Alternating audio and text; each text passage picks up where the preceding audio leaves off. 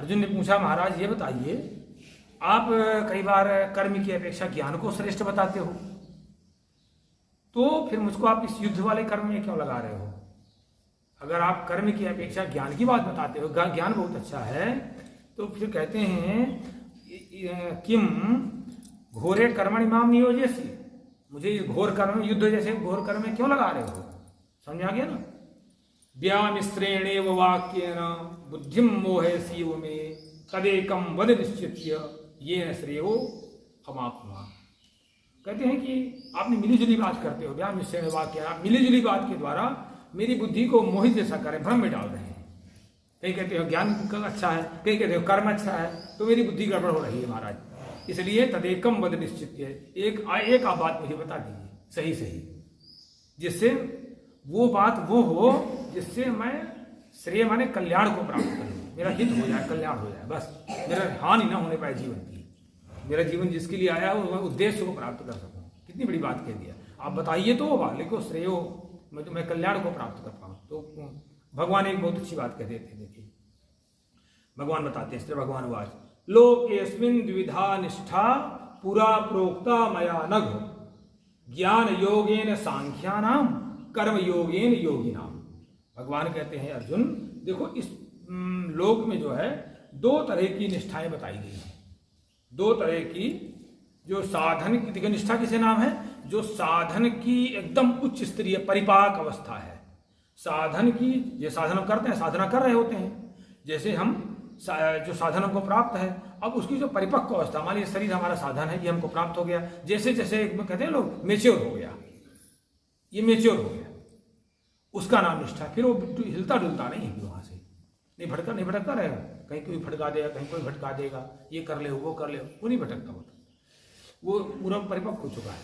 तो भगवान कहते हैं उसका नाम निष्ठा है। और ये निष्ठा मेरे द्वारा पहले से बता दी गई है।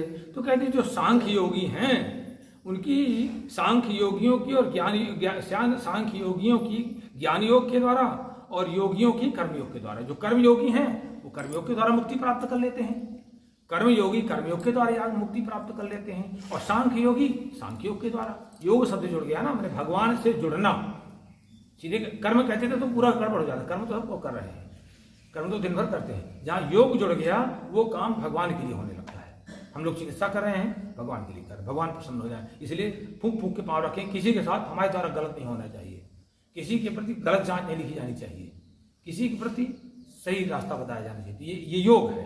जहाँ कर्म हो गया तो चिकित्सा कर्म हो रहा है, और कर्मयोग हो रहा है तो भगवान के लिए हो रहा है, ऐसा भगवान ने कह दिया। तो कहते हैं कि चौथा है न कर्मण मनारंभान नैष्कर्म्यम पुरुषोष्णुते न च सन्न्यसनादेवो सिद्धिम समझ गच्छति। देखो एक बहुत अच्छी बात है, भगवान कहते हैं कोई भी व्यक्ति कर्म का आरंभ किए बिना निष्कर्मता को प्राप्त नहीं होता है। जब तक वो कर्म नहीं आरंभ करेगा निष्कर्मता कैसे हो जाए, कैसे कह जाए कि मैं निष्कर्म हूं। इसलिए कहते हैं निष्कर्मता यानी योग निष्ठा को प्राप्त नहीं होता है। और कहते हैं संन्यासाद एवं सिद्धिम, कहते हैं कर्मों के केवल त्याग मात्र से सांख्य निष्ठा प्राप्त हो जाती है। मैंने कर्म फल का जैसे हम त्याग कर देते हैं हमारी सांख्य निष्ठा बढ़ने लगती है। न ही क्षणमपि जादुतिष्ठत्य कर्म कार्यते हवसा कर्म सर्वा प्रकृति गुण। भगवान कहते हैं कि देखो कोई भी व्यक्ति एक अगर है, कोई व्यक्ति एक क्षण बिना कर्म किए हुए रह ही नहीं सकता। अरे भाई सांस तो लेगा ना, तो भी कर्म हो गया। मन वाणी शरीर के द्वारा जो भी एक्टिविटी होती हैं उनका नाम कर्म है। आपने ऐसा कर दिया तो कर्म हो गया। नहीं कुछ करोगे, सो रहे हो तो भी हम कर्म कर, सांस चल रही होती है हमारी।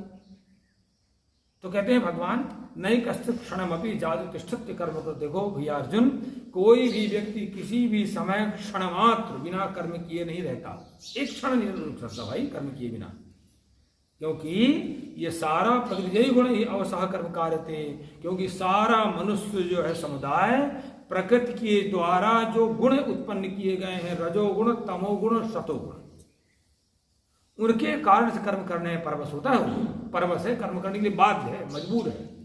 अब आपकी सात्विक बुद्धि हो गई तो सात्विक बुद्धि है, सात्विक गुण हमें ज्यादा है, हम सतोगुण कर्म करेंगे, हम सब लोगों को हित चिंतन करेंगे, सबको सही मार्ग बताएंगे। रजोगुण है तो सब में लालच पैदा करेंगे, अपने में भी लालच पैदा कर लेंगे, अपने में भी लालच पैदा कर लेंगे, दूसरे में भी लालच पैदा कर देंगे, दूसरे में अशांति पैदा कर देंगे, हम अशांत रहेंगे, दूसरे में कामनाएं पैदा कर देंगे, भोग वृत्ति पैदा कर देंगे दूसरे में, और हम स्वयं भोग वृत्ति में रहेंगे, रात दिन भोग वृत्ति में रहेंगे, रात दिन उसी में रहेंगे।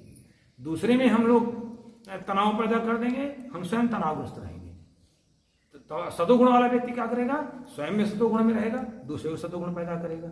ये भगवान ने कहा कि देखो पे कोई भी व्यक्ति जो प्रकृति के द्वारा 3 गुण निर्धारित है, रजोगुण, तमोगुण, सतोगुण, उनके द्वारा कार्य करने के लिए मजबूर है, बाध्य है, परवश है। मजबूर मैंने उर्दू शब्द का प्रयोग कर दिया, बाध्य कर दिया संस्कृत शब्द का, परवश कर दिया संस्कृत शब्द का प्रयोग, ठीक है।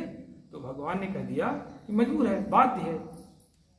तो एक और कह देते हैं, एक तो मैं आडंबरियों की परिभाषा बता दूं। भगवान आडंबरी कहते हैं, पाखंडी किसे कहते हैं, सब लोग समझना चाहिए। कर्मेन्द्रियाणि संयम्य य आस्ते मनसा स्मरन् इंद्रियार्थान विमूढ़ात्मा मिथ्याचार सोच्यते। भगवान कहते हैं इसी व्यक्ति को आडंबरी जानो, पाखंडी जानो। कौन पाखंडी है? कहता है वो कर्मेन्द्रियाणि संयम्य, हाथ पांव को समेट लेगा, मैं बाबा हो गया, मैं अब साधु हो गया हूँ, कोई काम नहीं करूंगा, मैं अब कुछ नहीं करूंगा, अब मैं मेरे लिए संन्यास होगा, मैं कुछ कार्रवाई नहीं करूंगा, अब मैं बाबा हो गया।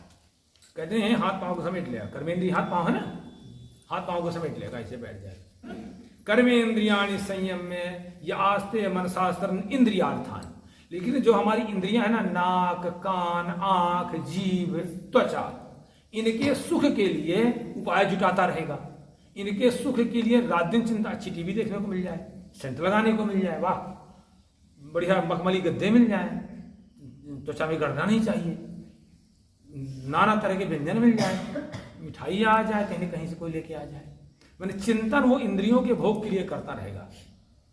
और वहां कहेगा भैया मैं हाथ पानी मुझको डुलाना है, अब मैं बाबा हो गया। लेकिन चिंतन उसका क्या चलेगा, इंद्रियों के विषयों के पूर्ति के लिए। कहते हैं इसी व्यक्ति का नाम है मिथ्याचारी, पाखंडी।